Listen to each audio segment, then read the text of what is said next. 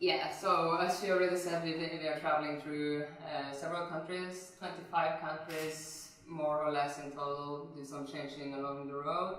And we want to really explain to people what we do with different type of organizations.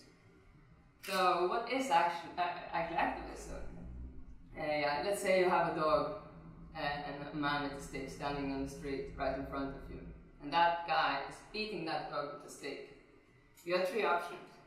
One option is to acknowledge what that guy is doing, see it, but you choose to ignore it and you just walk straight past it. That is basically communism. And then you have the second option. No, sorry, the first option is you join him beating the dog with the stick. And that is communism. Then you have the second option, which is that you see what he's doing and you just walk straight past. That is veganism.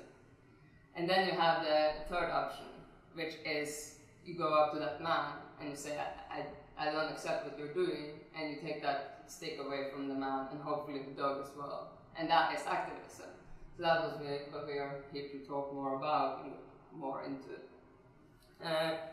So how many of you have heard about direct action everywhere? How many of you have participated in any events from direct action everywhere? Okay, that's nice.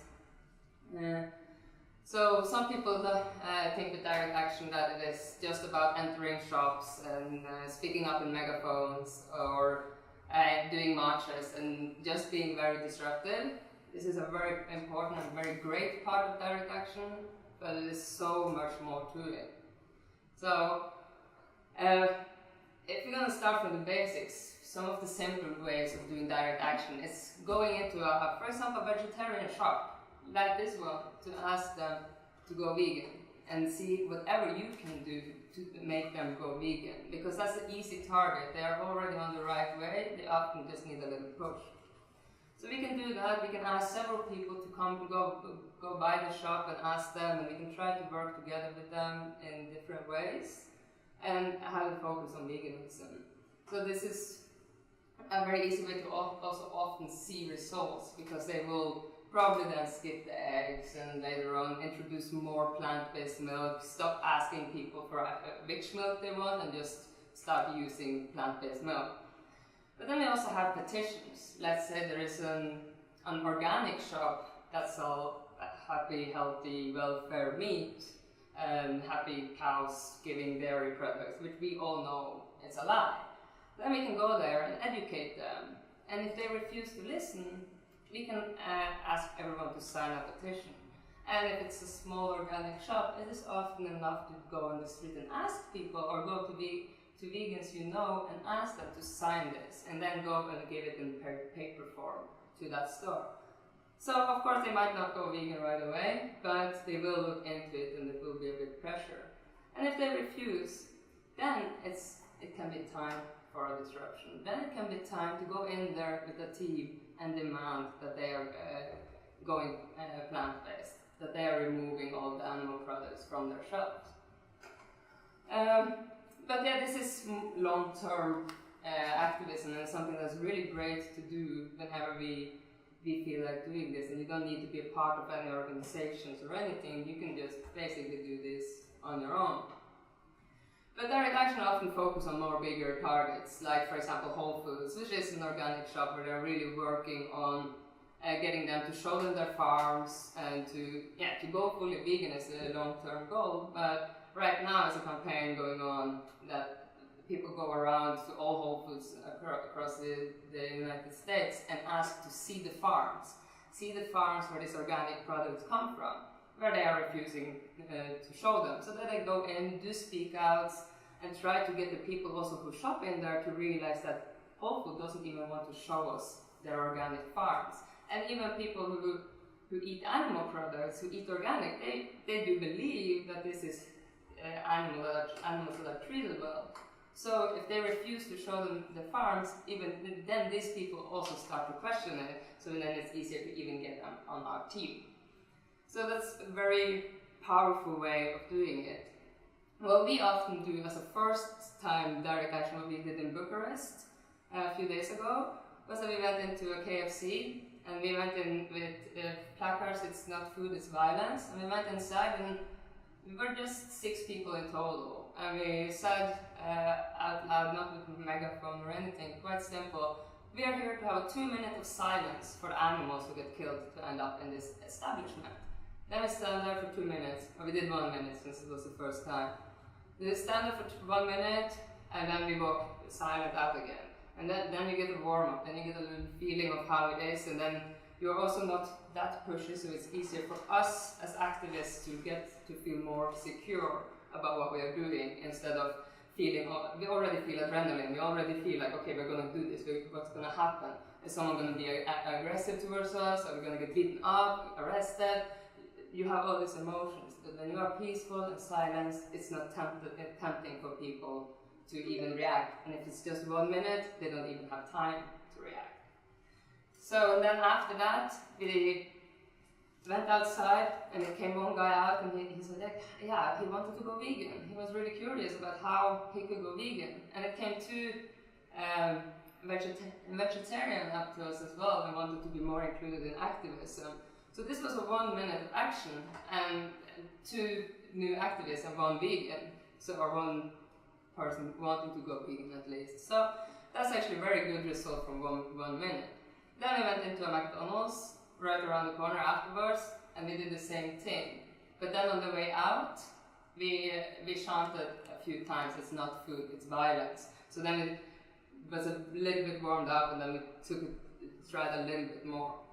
And then when we went out, like nothing happened in McDonald's. It was very peaceful. No one really, people noticed a little bit, but they don't care too much. But 2 girls came out and was really like, yeah, keep on going. So it's waking up some things, but that's not why we're there. We are not there to get 1 person to go vegan on the spot. That's a bonus. That's like really great bonus. We are mainly there to change the social norms and change the public opinions, because if people never see vegans, if people don't know we are existing, and if we show them that we accept everything that's going on around us, then they will just follow the masses, which still are animal consuming funnists. So when we go in there and show them that we exist, they see us and they get more curious. Maybe they won't really care in the beginning, but if they see us there, and then the weekend after they go past a Cube of Truth, it's the same people even, but they don't know that it's the same people. Then they see veganism more and more, and then it shows up on their Facebook newsfeed that someone went at a vigil outside a slaughterhouse. They start to see this more and more often, and eventually they just can't look away anymore, and they need to look at what's happening. But also, while we are doing this, let's say McDonald's is maybe not the best target for this, but if we would keep on doing it at McDonald's, they will eventually have to also come with vegan products. They will also eventually have to start meeting us. If we would do this every day, over and over and over again, they would need to look into these things. So I don't think McDonald's is necessarily the best way to keep on going, because they are some of the worst. We should focus on where we can actually manage to create some change in the long term. So it's nice to use McDonald's as a playground, but when we are ready to go further, we should also go further. And yeah, if anyone have any questions, then just comment them. But what we also do with direct action is that we want activists. We want activists to come join us, because when people see other people speaking up for injustice, they want to join. This goes for all type of rights movements, social justice movements out there. Most people are afraid of speaking up. They don't want to be alone. They don't want to be different. But most people have it inside of them. Most people have this fire that they want to do something. They're just a bit afraid of actually doing it. I think many of you here have felt that before starting with activism. I remember myself, I need to go to this Cube of Truth. And I don't really feel confident. I didn't know anyone, but I just need to do it, and maybe it will be alright. And eventually it became a thing I really looked forward to. But we need to show them that this is okay, and it is not that bad. Because then our instincts will come up later on, and we will find a reason to actually join our local groups. As we saw in Bucharest, they had 2 new people wanting to do activism, and they never did any proper activism before. So that's one of our goals. And also, yeah, we are mobilizing activists worldwide. It's not only about here and there. Like when we are traveling around, we find other activists and we help other activists become a part of what we're doing and help each other grow as a community. Because when we see a video from Australia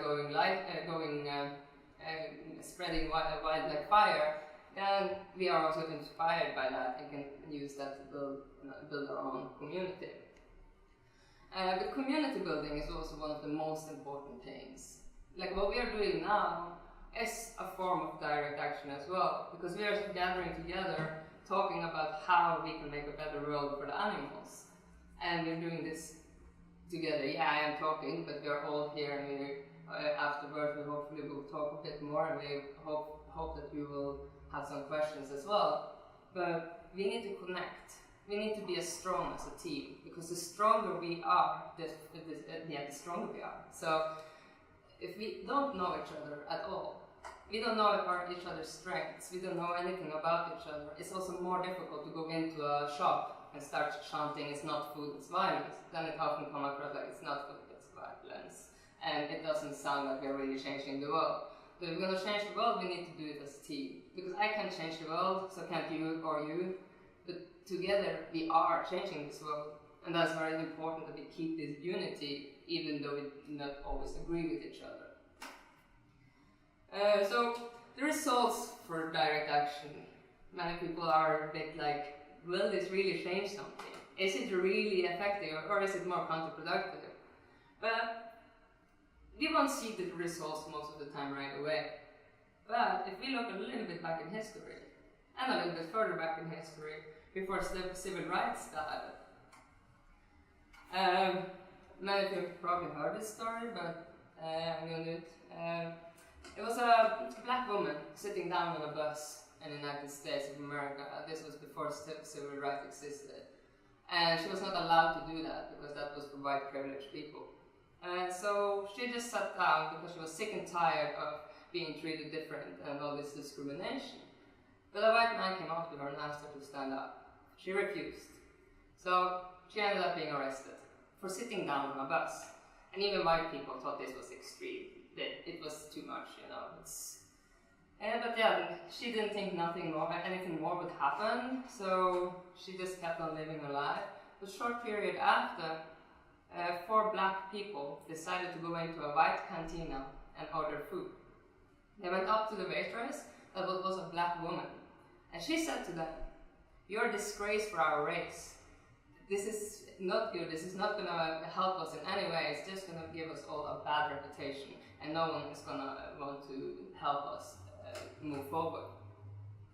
But they refused to listen to her. So they went and sat down around that table without getting any food.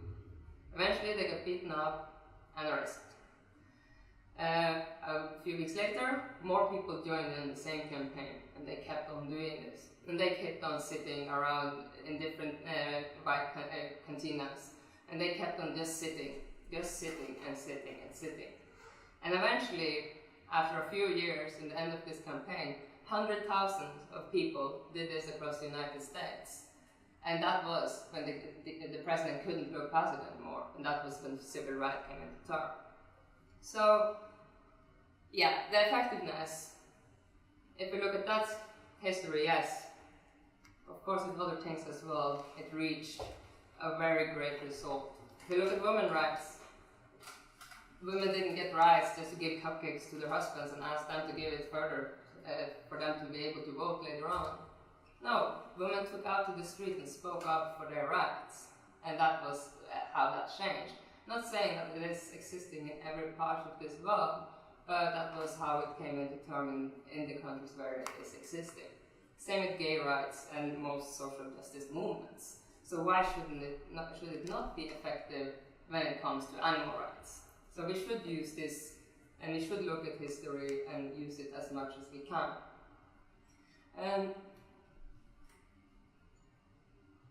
It's also important to to notice what the black woman said, the waitress. She said you're a disgrace for our race, and that she would just create a bad reputation.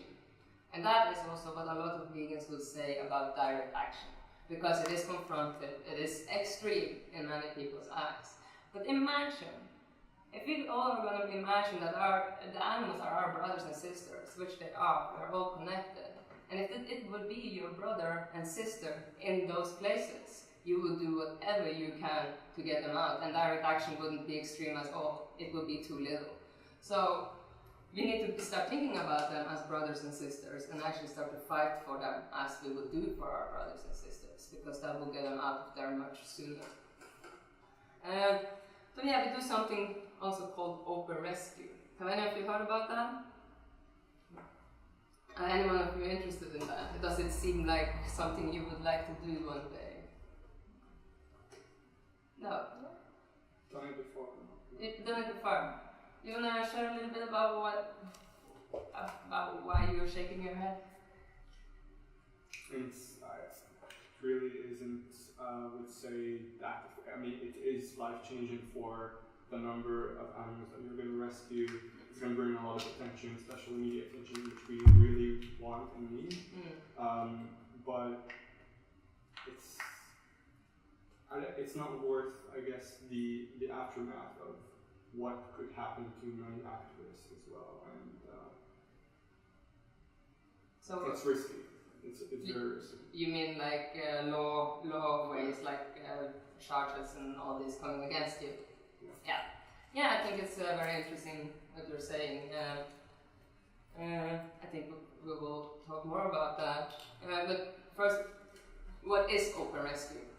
So open rescue is when we, Animal Liberation Front, have done this for many years, gone into farms with masks and not spreading the message, but not with your own face, and not also not taking credit for it, also not showing people who did it. Just get out those animals, often destroy places, and a different approach than direct action everywhere. So with direct action everywhere, we go into farms without hiding our faces. And we also find the animals who are the weak ones, that it looks like that won't reach the slaughterhouse, because that also is creating a bigger story, a better story, but it's also they are not losing any business of it, so it's then even more difficult for them to go against you. So what we do is that we film the whole process. We film the surroundings, the conditions, and we film where we take the animal, when we take the animal. We often film us picking it up, holding it, taking it to the vet, following the recovery time, and then we make a video out of it. And when people see this video, something happens, even if they eat animals, because everyone likes happy endings. And when they see your face, and when they see the whole journey from this hellhole to this amazing, beautiful sanctuary, people start to go more against this hellhole. And a lot of people wouldn't just see this hellhole. If you go into a farm and just film and post that online, most people would be like, I don't want to see that. But if you can make a good caption like, oh, look at this happy ending, you will never see something like this before, then people also see this part from the farm which they actually normally wouldn't see. So it's very beautiful, of course, also for that animal, to see that animal recovering. We did an open rescue in the Netherlands, the 21st of December. We went into a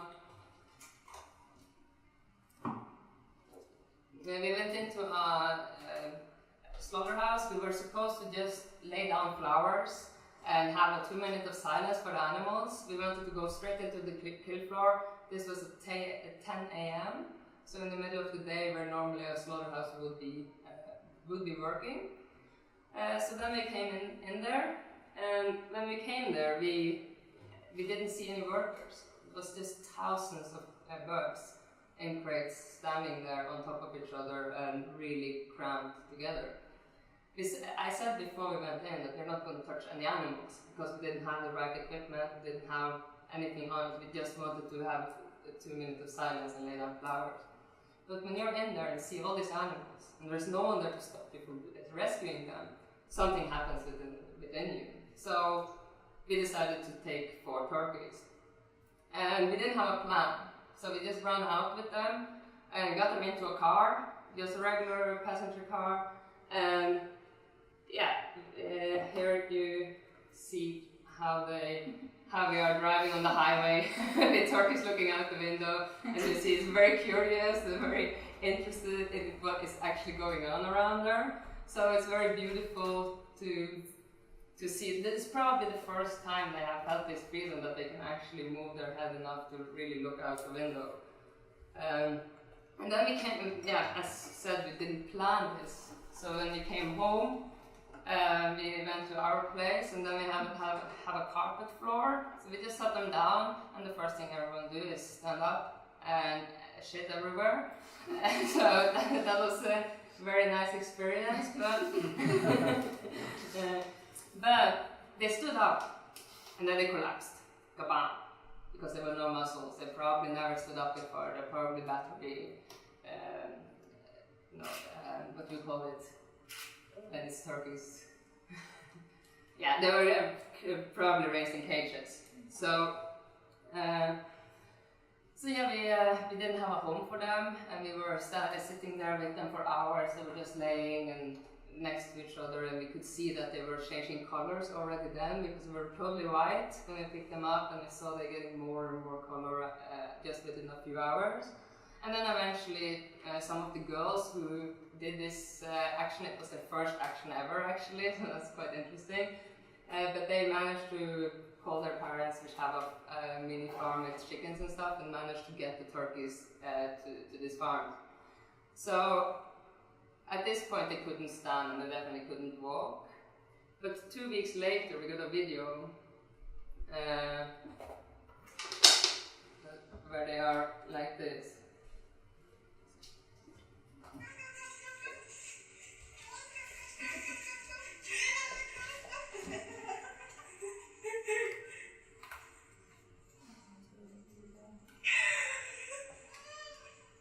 So, as you can see, they are both following the rescuers and they are running. And this is just 2 weeks later, so they developed a lot of muscles, and they a little bit color, not that much color, but I think you have a photo where they it's a few months later. Do you know how young they were when you rescued them? Not sure, but probably around 3 months. So they are still growing, and they are really, 2 of them are dead, but that's expected because they are raised to die at this age. But 2 of them are living and very strong and healthy animals actually, so that's very beautiful. And what's also very beautiful with this is that we as activists can see this and can keep us self-motivated with looking at their stories, especially like me and her driving through so many countries, see so much shit. We went into a slaughterhouse and went to the Kipper, and a few days later we got a photo of how nice they were. Then it really does something to you as an activist. But also they are doing potlucks where they invite people to come and see the turkeys so they can see how they actually should be and how they should be looking like. Even non-vegans can come and see them. So and if we can make a proper video and show these things, then it is very beautiful for people to watch. But then, of course, we have the legal problems. We need to also consider these things. We should never do an open rescue without gloves, without protection. We did it because it wasn't planned. But if we plan something, we should plan this very good, and we should at least make sure that they can't take us down because of that. But on the other hand, it's not always a bad thing to get problems for these things. Of course, it's not nice if all activists on this planet go to jail. But if people are not too afraid of going to jail, we shouldn't be too afraid of going to jail. We should embrace that and actually use that to do this type of things. Because often it's very difficult to charge someone very much for doing this, because the price of especially birds. We did a rescue in the UK where the police got called and they said, yeah, but it's just 10 pennies, so we can't do anything about it. But of course, if you talk about bigger animals, it can be more different. But anyway, imagine if all of us here and several more people would do an open rescue every day for a whole year, and this will come up in court every day for a whole year. Eventually they would need to do something because they can't just put everyone to jail for rescuing sick animals. If we also keep the focus on rescuing sick animals, then it's very difficult to actually charge someone. If you can take that animal to a veterinary, and that the vets say that this animal was sick, this needed a veterinary care right away, then it is very difficult to keep on charging people for that. So we need to also show the society and the system that we are not really the ones breaking the law. We are maybe breaking the laws on paper, but when it comes to morality and ethics, they are the ones breaking the law. And we need to do everything we can to put a light on this and show people the reality. So we might not feel the effectiveness right away, and it is not always about that. Sometimes it is enough for that to see that one animal. And if you don't want to do open rescue, then that is up to you. But if you want to do that, that is also very beautiful, and then we should really do it. What about legal action, not like to fight the system, but to change the law, or to expand laws about animal cruelty, or to make international conventions, or to do this kind of action, to limit the kind of treatment animals get? Yeah, are we talking more about welfare, like better welfare for animals? Anything, even to ban, I don't know, I mean the ultimate goal would be to ban all these slaughterhouses, but to start with, I'm sure there is some framework, so something like legal. I mean, I'm not putting down this kind of act, but like mentioning law, so I'm thinking law is also a tool. It's not just something like, not just to bother you can also influence the law and change the law. In Romania, for example, it's really difficult because the laws are made by the agriculture minister. What they did in Belgium, I think, they changed these laws to be done by other ministers. For example, I think they had transportation or some other minister, who doesn't have any conflict of interest, so they can make better laws for welfare. But through that, they managed to put a law for neutering, I think, pets, and for banning fur, and two other laws, I can't remember. This is only for Belgium or for the EU? This was in Belgium. But it's for the EU or just for Belgium? Because this is what they did locally with their group. I think Gaia did that. Right. So if there's already are in place in Belgium, how about like connecting to the people who made these laws and making them on the European level? Yeah. And then it will also, I guess, but Romania will have to fix the legislation work is really difficult. It's really difficult because there's, as I mentioned, conflict of interest. So, for example, in Romania, I know for a fact a lot of politicians who are high up, they actually have animal farms. So they don't have an interest to... Right, but there are many interests.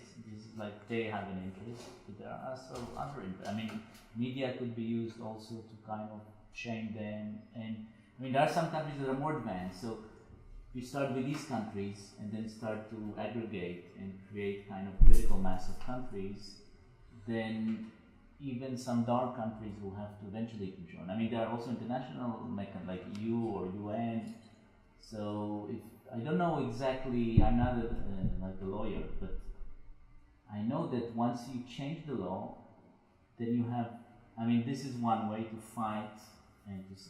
But imagine if you just like change a bit the law, and then you go in and maybe you don't close all these farms, but then they are breaking the law, like making the law different than that these farms become illegal. But I don't know if you have heard about the San Francisco Fur Bay. No, San Francisco from 2019 is illegal to sell fur, not for farms. It's illegal to import and sell fur in the whole San Francisco, and this is because of direct action, because of petitioners walking, open rescues, going into farms, showing what's happening, and then going to court with it, getting arrested for this over and over again, and keep on pushing, because it is very difficult. I know that people are fighting this in every country almost, in some ways, either if it's dogs or cats or fur or farm animals, people are really fighting. Within the politics, we have politicians fighting for it. And that's the thing, we need to be everywhere. If we want to study law and go into law, we should do that. If we want to study veterinary care and go into that, we should do that. And if we want to study agriculture, we should do that. So whatever we feel is right and what we want to do with our life, we should do that and try to find a way to include animal rights in it, because it's definitely possible. And of course there's many ways, but with direct action, they're trying to focus on finding the shortest way and the ways that we can do it faster without going through steps like bigger cages with a few centimeters or a little bit more space. We are going full on for abolitionists, and we want everything to close down. So of course fur is one part of it, it's one step in the right direction.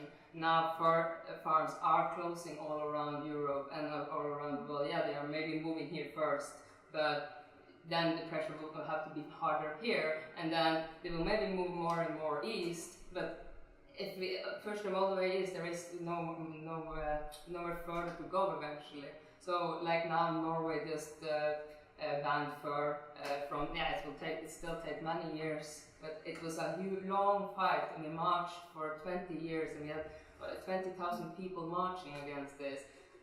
So it's a long fight, but we need to do everything we can. So I don't understand one logical step, like how direct action, like in the fur case in San Francisco, how does it translate to changing legislation? So if people break the law and get arrested, how does that change the law eventually? Because they're questioning the law. Because if this footage come up in the courtroom over and over and over again. The courts don't make the law, they just implement But it brings attention to the media, to everybody. So when the media also pick up on this and share this, more people get aware, and people... Somebody has to do also like the legal work. So, I mean, just people getting annoyed and things on TV, but then laws don't... We are now here, we're talking about what we can do. But if you want to study law and go into working with the legal way, then that's perfect, and then you should definitely do that. But we as street activists can't all become law students and work through the law in that way. So we can do it from the street, and which has actually shown to be the most effective way of changing the law when we look at social justice movements, like in the way that women didn't have opportunity to become law students before they started to go out to the street and do direct action for women's rights. So we need to focus also about what we as individuals can do. But there is a lot of law students and a lot of people working on it. And it was actually a law student who just managed to change the law in Germany just recently for them to, now they are obligated to stop the trucks for them to bear witness and look at the animals. So this is small steps, but this is very important victories. So if you know law students, if you want to be a law student, do it and do what you can to change the law from within. So yeah, it's a lot of things we can do, and I think we should really do what we feel is right. And if there is something we want to do, and we see activists doing something that we don't really think is the most effective, we shouldn't say don't do it. We should ask them why, and ask them and try to get more understanding. And if we don't want to participate in it, then we should find our other things to do and find our own way to do it in the way we want to do it. Because we will always be different. As human beings, we don't share the same music taste, we don't share the same food taste, we don't share anything else than the goal of animal liberation. So that's also very important to keep in mind, that there's so much different things to do out there, and not everyone would like what you do. So we should keep doing what we feel is right, and we definitely need more law students. So that's, yeah. So then I don't have any questions about direct action. So is it all based on principles of non-violence? Yes, of course, yeah. Direct action is always a non-violent approach, and if we would go into a McDonald's and someone start pushing in you, we would ignore it, and we will stay peaceful. And if someone is dragging you out, you're not gonna force it, you're just gonna be like a potato, sack of potato, and just kind of basically follow but not really follow. So everything we do, we avoid violence, and it's never violence included. So that is very important. And I'm sorry for not mentioning it right away. So yeah, it's a non-violent approach always, and that is also very effective. When people also see that on the video, someone pushing and pushing, and we are still standing there doing our thing and ignoring what they are doing. So yeah, that was basically the most basics about direct action. Any other questions? No. So if someone is interested in doing more of that or organizing or get more information, you can always contact us and we'll put you in contact with the right people, or you can go to directactioneverywhere.com and read a lot about what they're doing. This is just a tiny bit. So now we're going to talk about the SAVE movement. How many of you have heard about the SAVE movement? How many of you have been to a vigil? Yeah. Was it your first vigil? Yeah, it was my first. Yeah. So the SAVE movement started in 2010 when Anita Kranz from Toronto, and she had a slaughterhouse right next to her in her neighborhood actually, and she started walking her dog there, and her dog that she adopted is called Mr. Bean, and they were walking and they saw these trucks with pigs, and she knew that she had to do something, so she tried to connect with these pigs, but she also knew that she needed to do everything that she could to change this, so she kept on going back. And they went back over and over and over again, 3 times a week, often even more, sometimes a little bit less maybe. But they kept on going back and they became more and more people. In the beginning it was just her and her dog. And eventually there was more people joining these vigils. And after 2.5 years, the slaughterhouse was actually bankrupt. So then they moved to another slaughterhouse. And more. Was it bankrupt as a consequence of their move? It's not sure what the main cause is, but you can imagine yourself also if you are outside a slaughterhouse all the time, farmers will also be more tempted to choose different slaughterhouses. Mm-hmm. So if there is a slaughterhouse that doesn't have vegans outside to capture the footage, it will be more tempting to go there instead. So of course there's always mixed reasons for why someone goes for bankrupt, but we do think that this has something to do with it, yes. Of course, there is no solid evidence, but yeah. But yeah, and then more and more people started doing this. They started with chicken saves. This was a pig slaughterhouse, and they started with chicken slaughterhouses, cow slaughterhouses. They found another pig slaughterhouse, and eventually some people from the States also picked up on this and wanted to do the same thing. So in 2015, it wasn't many groups, up to 30 same groups in Toronto or in Canada and the States. And then Anita gave water to pigs in trucks, and a truck driver came out quite aggressive and he pressed charges against her. And the trial went on for 2 years, and she could face up to 12 years in prison for giving water to the pigs. And this was pigs who was going to be killed a few minutes later. But while this trial went on, media picked up on it, and vegans picked up on it all around the world. People started to see what this was all about, and Anita kept on being peaceful and being ready. Like she was fighting, she was lawyering up, and she had great lawyers and great team behind her. But she was also accepting this, that she did this for the animals. This was 2015. It started. It ended May 2017. And she got free, all charges dropped in the end, and they won. But after that, it was over 300 SAVE groups. So it's actually the best thing that ever happened to the SAVE movement, and the animals, because it really spread worldwide, and people started picking up on it, and people wanted to do the same thing, and they went outside slaughterhouses to do the exact same thing. And today we have over 420 SAVE groups, and we are growing faster than ever. So what are we actually doing? Yeah, and why? Because when the suffering of another creature causes you to feel pain, do not submit to the intentional desire to flee from the suffering. But we should do whatever we can to come closer and see what we can do to help. So we are going there to bear witness, to see the animals, look at them and see if there's anything we can do right there and then to help. Often we can give them water. Often we can give them some cuddle, some love, and some compassion. Many people will say, yeah, but isn't this causing stress for the animals? Isn't this just creating more pain and more fear? They are on the way, probably the first time they're ever in transportation that go in speed. They're probably already so stressed and terrified. We know that, we see that when they approach us in these trucks. We see their fear, we see their pain. And they're going to go into a kill floor, where the pain and the suffering is even going to be more present and more real. And then we stop there. Of course, if there will be 100 people jumping like this with our phones to them, with flashlights or with flashlight on, we will cause more stress. We will cause more fear at least.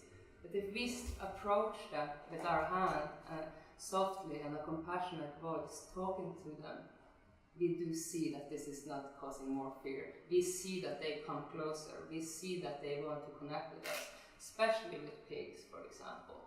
First, they are a bit afraid, and then just a few seconds later, they come up and they want to cuddle. They lick our fingers, and they are really happy that we are there. And they're often really thirsty. And when we can give them water, we really do something for them. And you can see that they get a little bit of compassion before the truck pull off and they get sent to slaughter. So for the animals, it is very important that we are there. But the other things we are also doing is that we are giving them a personality. We are taking their footage, we are filming them, we're taking pictures, and we are showing them to people who never thought the piece of meat that they have on their plate was someone. We show that they are someone. We can go live with our Facebook and show our friends and family that this is happening here, right in front of us, in our country. This is not in the States, this is not in the worst cases, this is everywhere. And that also does something to people. This is when I did this the first time, that was when my friends started asking me, how can I go vegan? Because they realized that this was actually happening and going on. And this is also the closest we can get to the animals in a legal way, and also see the real pain they are in.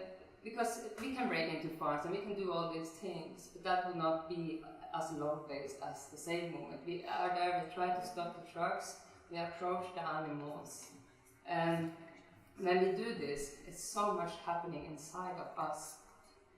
We all think it's difficult. I don't think I've ever met anyone who said, oh, I look forward to go to a ritual. It's going to be great. No, we know each other better. We actually become a family.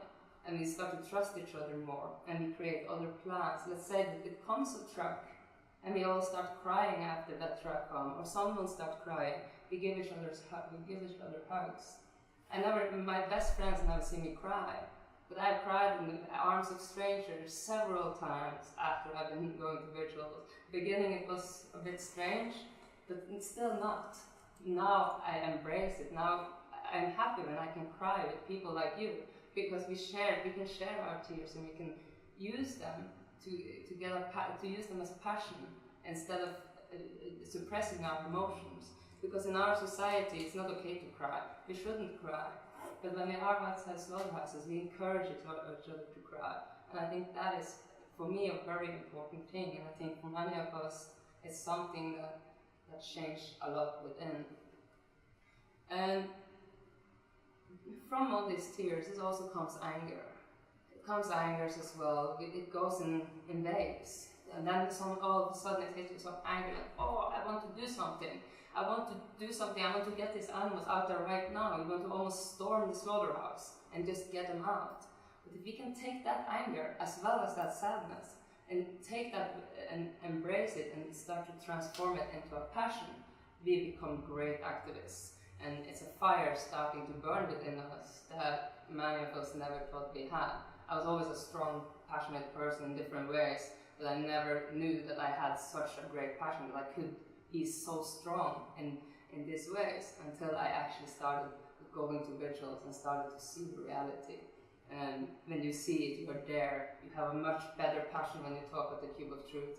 Let's say you go to a Cube of Truth. We're going to do a ritual tomorrow morning. And let's say we go to a Cube of Truth and someone says something about the type of animals we saw just yesterday, we have more to talk with them about. We can take off a phone out of our pockets and show them a picture.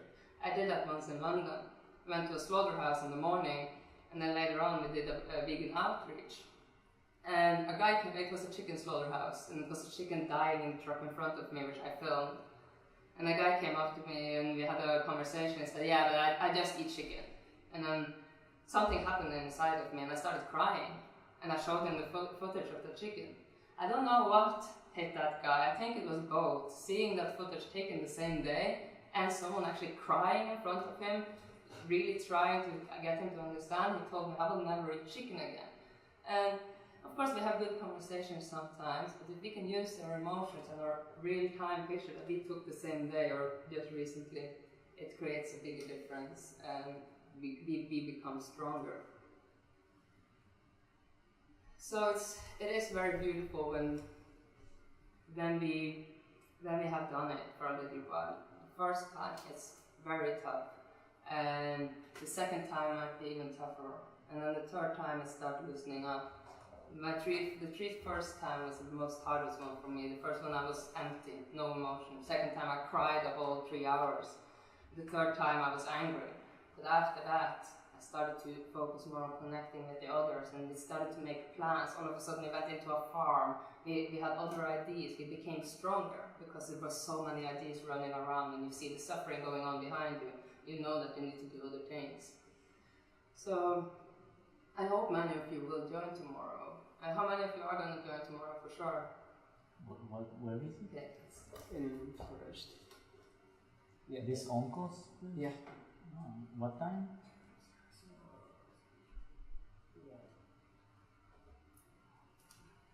Okay, so yeah. But yeah, what we always do is that we normally ask for permission, and we have these events very openly. And that is actually the reason why, like, we don't want to hide this at any point. We want to be open about this and want to invite everyone, comments and these things. But we can't always do that because of other things. So hopefully for the future you will have some organizers here who will be able to organize rituals and do it in a proper way with signs and everything that is needed for this. And now we only have English signs, but we will still reach out to people, I hope, and it will be very beautiful. And also for liberation. Sometimes there is liberation happening. It's not something we should expect, but we should work for it. We should ask them when we get to a slaughterhouse, when we get to a chicken slaughterhouse, especially chicken slaughterhouses, we can ask them if there are sick birds, please give them to us. Most of the time at the first ritual, it won't happen. But when they see that we are peaceful and love-based, then eventually, if we manage to get a good relationship with the workers, then eventually we might actually manage to get out some animals. Most of the time it doesn't really happen, but in LA at one point, it was a cow who gave birth in the truck. And when we as activists see that, that's something different, that's not what we see every day. They started fighting, and they got people to call in from all over the states, who called to the slaughterhouse and asked them to get that calf out. So the slaughterhouse eventually came out and gave them the calf. Eventually, because no one gave up, they kept on calling and they kept on pushing. Eventually they came out with the mom as well. So now they are actually living together in a sanctuary in the States. So that's very, very beautiful. And it would definitely not have happened if there wouldn't be any vegans there. And this actually happened, I think it was in Argentina or one Latin American country as well. So it is happening when we start fighting for these things. It's possible. But it's not always that we see trucks. Sometimes there come no trucks. Then we see no animals. If we ask for permission, they often reschedule. Often we just miss them. If it's smaller slaughterhouses, they often have just one truck. And often we are just too late or too early, or it's a lot of different reasons for why we miss trucks. But we try then to reach the public. If there is public passing by, often there isn't. Often it's very well hidden. But if there is public road, we try to reach them. But either way, if there is no public road and no one to reach, we have each other. and we can do workshops. Like, we can talk about, let's say someone likes cooking, we can have a cooking class, even the nutritionist class. We can talk about open rescue, we can talk about animal welfare, how to treat the rescued animals. We can all use our passions and use them into photography. We can talk about so many things and dedicate part of the vigil to actually do these things. So it's always something to do. If you have 3 hours with vegans, there's always something to do, and this will just become stronger and stronger the more you do it. And when we're doing vigils, we always have compassion for everyone, farmers, workers. We never hate on anyone. If someone comes out and starts screaming at us, we still try to keep our peace. No matter what, we're not gonna go to their level. We are gonna stay peaceful and try to educate and talk. And if anyone ever feel that they want to be aggressive, they need to step back. It's very important that they then step back and don't let this interfere with what we're actually there for. Also, most of the time, they are also doing their job. They don't know better. They don't know that they don't know that they can be vegan and healthy. They often have the same arguments as people at the Cube of Truth. So it's very nice when you can educate them, and often, or not often, but it does happen that truck drivers actually stop their job because they realize what they're doing, because no one had questioned this before. And often they just pick up a truck and drive it, and empty it and go back. But when they can actually start to connect that they are driving innocent beings to death, something is happening. I met a truck driver once, and I just went up to take photos. This was not really on, it was on a vigil, but it was in another place than where we had the vigil. And he asked, what are you doing? And I said, yeah, we just love animals and we want to be here for them. And he said, yeah, I also love animals. Yes, then we have something to work on. So then we used that, and then it was really like, oh, yeah, it was something happening. So we should use whatever we can to reach them, because they also sometimes just need someone to talk with. And often workers in slaughterhouses are vegetarians. Several times they have come out and we have tried to talk with them. They're like, yeah, but I'm vegetarian because I know what's going on in there. So it's very, very much to learn about these people as well. So having a good conversation with them, it's not only good for them, but it can also get us more educated about it. Do anyone have any questions about the same one?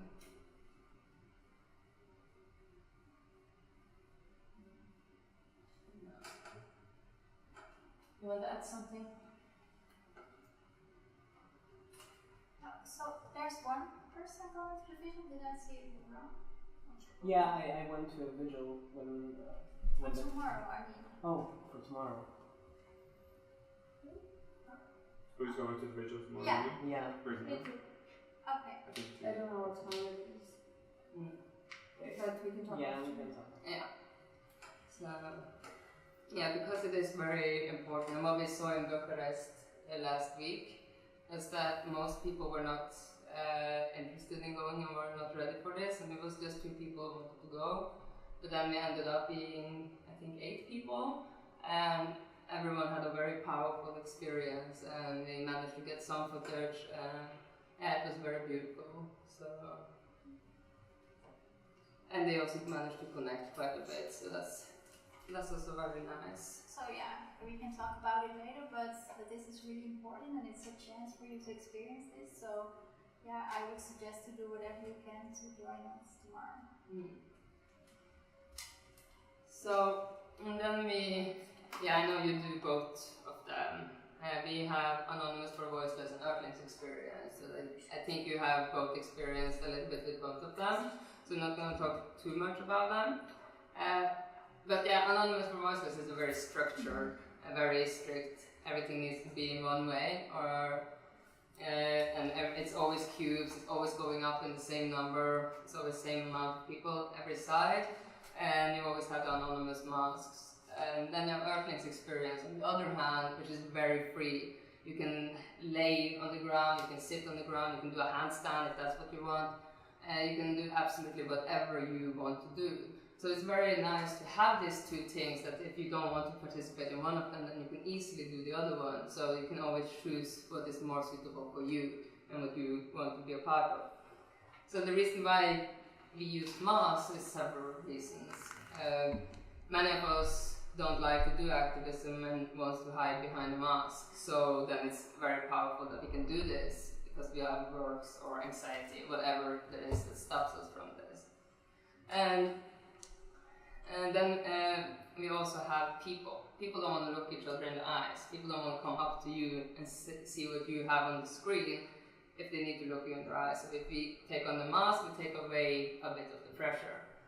And then the main, or what I always tell people when they ask, is that it has nothing to do with us. It's about everything else than the person behind the mask. It's about what's actually happening in the reality around us. So, yeah, and then we have the outreach team. We talk with people and try to educate people in a compassionate and peaceful way.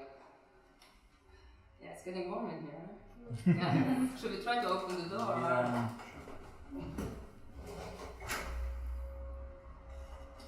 This might be some noise.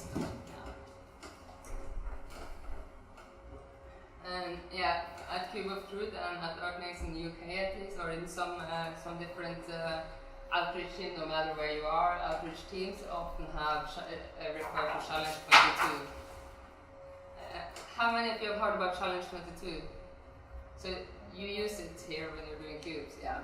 So Challenge 22 is also a very good platform for activists, for us as well, because Challenge 22 is online, it's a Facebook platform where people sign up for a 22-day of vegan challenge, and then you have all the help and support you need from dietitians and from vegans just like us. And when people sign up for that challenge, it's different than, for example, if you go into a UK vegans Facebook group.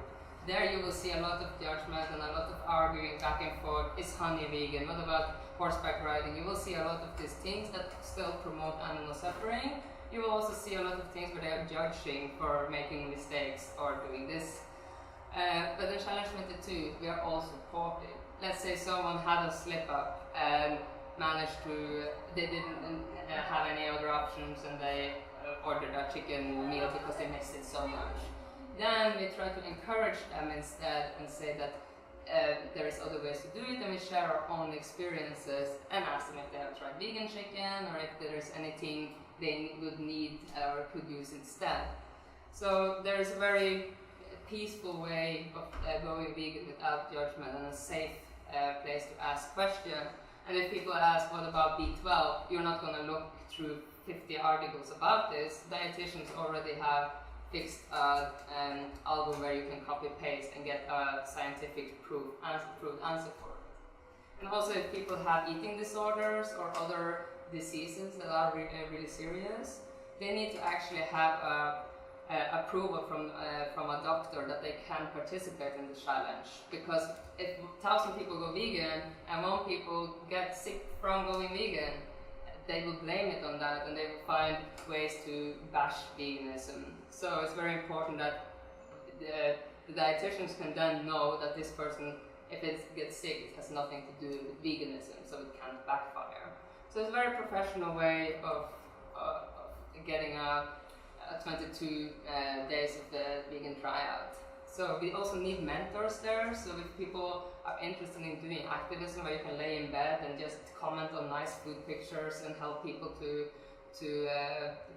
go vegan, then that is also very much needed and very, very relaxed way of activism. So it is activism for everyone. So are any one of you mentoring Challenge 22? No.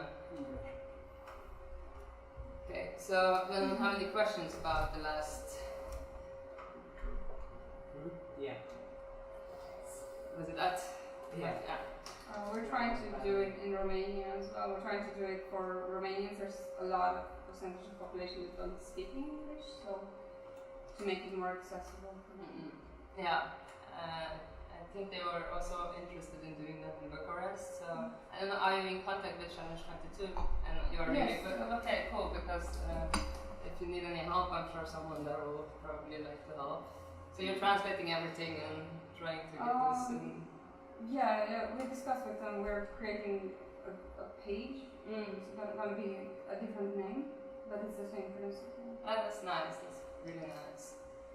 Yeah, we are trying to do it or they are trying to do it in every language, or at least every region. And they have now Spanish. I think they have Russian, and they are really working on that. So it's really beautiful. And Romania also can come on board. So yeah, that's the Fantastic Four. We have also leaflets for this, which Danny Rosenkamp in the Netherlands made, where you have Anonymous for the Voiceless, The Save Movement, Direct Action Everywhere, and Challenge 22. So it's very nice to leave this at vegan restaurants, and if you want to get this translated to Romanian, that's no problem as well, or make some changes and do it, and then you can reach a lot of people. And it's really nice to go to fur marches or other places where they try to work against animal suffering but are not fully vegan, or in all different places where you have future activists, and this is very suitable. You can also make your own little note and ask people to come and join your events, because that's a very effective way to get people to join. We often see the same people over and over and over and over again, and sometimes we get a few new people. But we need to ask people directly, also during, for example, a queue, when we give them a card, ask them if you ever want to join us in the future, find us on Facebook. And we should be more inviting always. We should always open up and say, we want you. Come join us. If we meet people at restaurants, yeah, we're having a cube tonight, come be a part of it. And say it to them, tell people, because most people will see the event and be like, oh yeah, it's not for me, you know.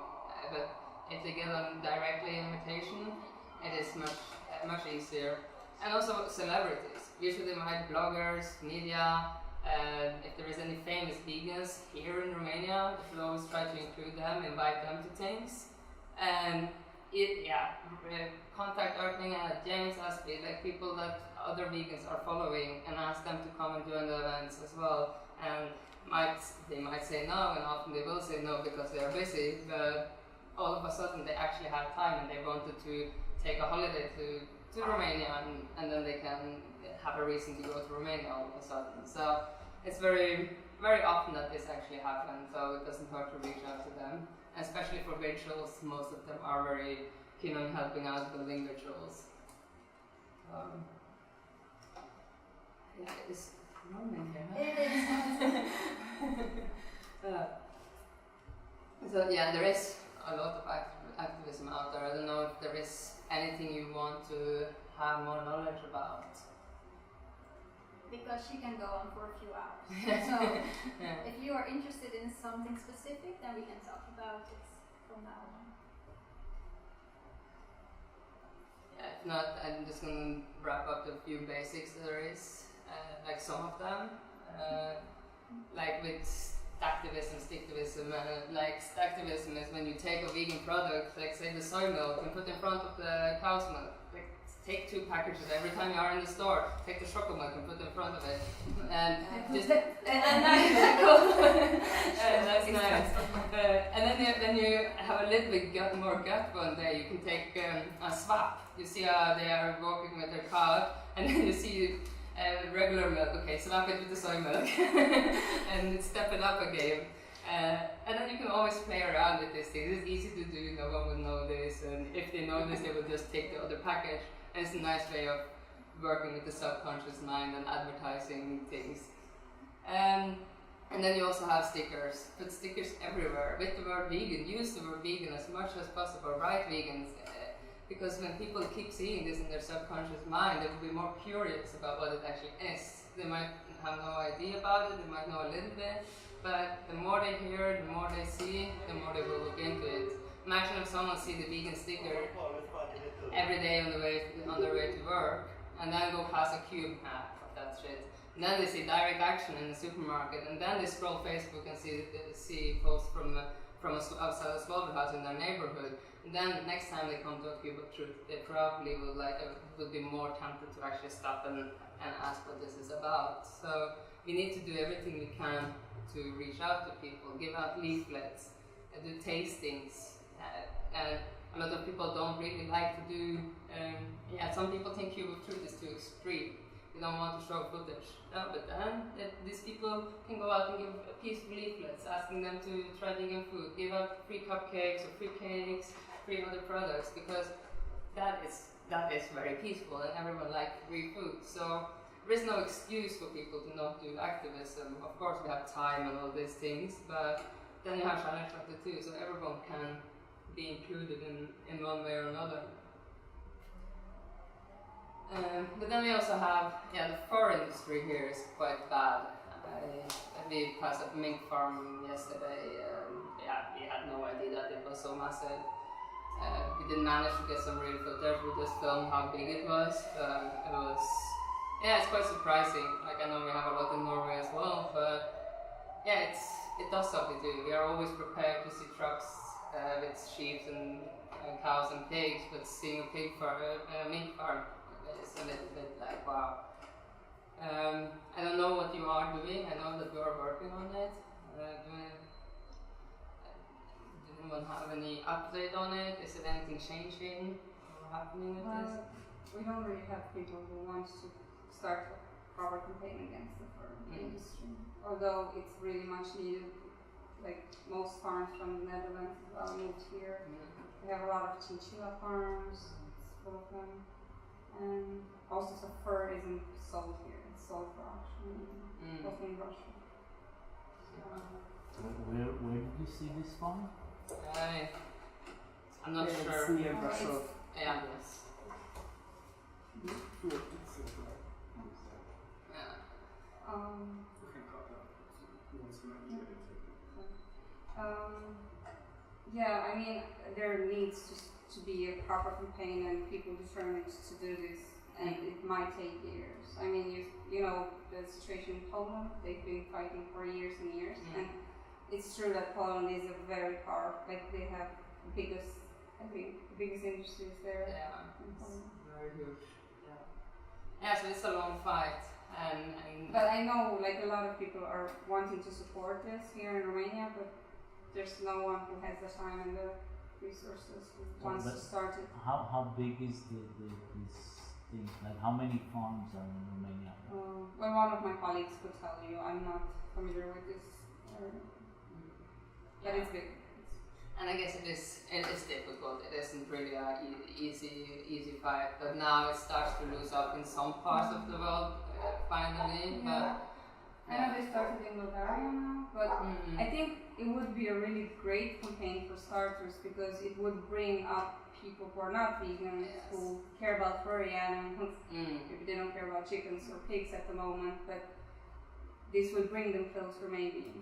And we also do fur rituals where we go outside fur farms and do the same as we do outside the chicken and pig and farm animals. And that's also a very nice way to invite non-vegans who still care about fur animals, animal use for fur, and then we can also educate them at the same time because we're standing there for hours and then they have a very good opportunity to still talk in a peaceful way and educate them in a very beautiful way that this is actually the same way as our other fellow animals get treated. So it's very powerful, but I understand also that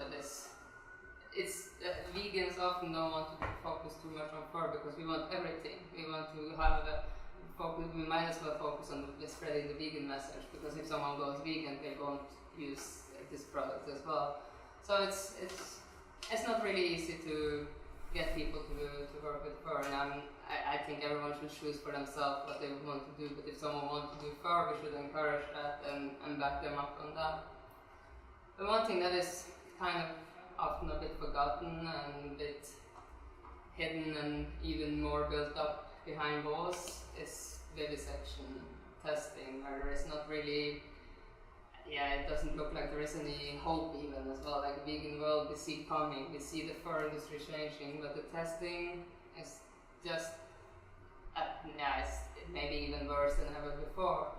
And it's used for so many things. Okay, the cosmetics part is part with some laws there, but there's so many loopholes that there isn't really any effectiveness. Maybe in some way or others, but if you sell in China, everything is still tested. So And cosmetics is just 5%, less than 5% of all testing that's done. But what is important to know is that around up to 50% of all testing that is done in universities.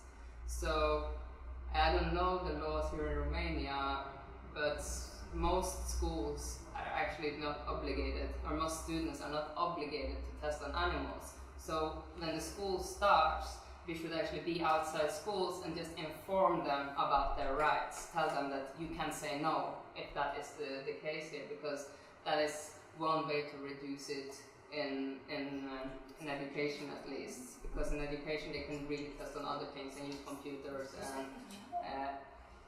and other things that are used.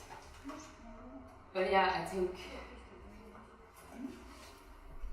I'm not going to talk more about actions. That is something I want to talk a little bit about, and that's judgment and infighting. Infighting, like fighting between activists and splits, and it's a lot of crap going on. And yeah, there will always be. As I said earlier, we are humans. We share one same goal, and that's animal liberation. So there will always be disagreements, judgments, hate even. But I think the most important thing is that we keep our focus and don't let this interfere. If there is things we disagree with, if there is things we don't want to be a part of, we can step out and let them do their thing, as long as their thing is helping animals. And most things are. It's very difficult to say that this is not helping animals, because we don't really know what people are doing.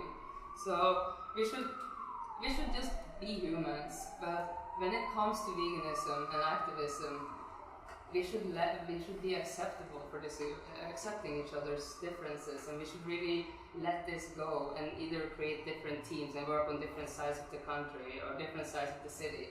Because when we start fighting each other, we also give, and let's say on Facebook, we give the farmers a way of popping popcorn and watching comment fields, and they can laugh at us, and we are actually creating a more difficult challenge for ourselves, because on top of the real suffering, we also need to fight each other.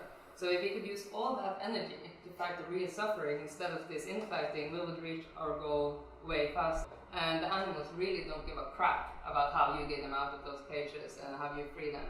So no matter what and no matter how, we need to get them out of there, and we need to do that separate with different opinions and together with the same opinions and variety. And we are the people on the front line. We are the ones changing this world. If we see something and think someone needs to do something about that, we are that someone. And we need to be that someone and step up and actually do something about it. Because it is now, and if not us, who? So yeah, let's go out there and change this world together and do what we can. Yeah. Thanks. Thank you.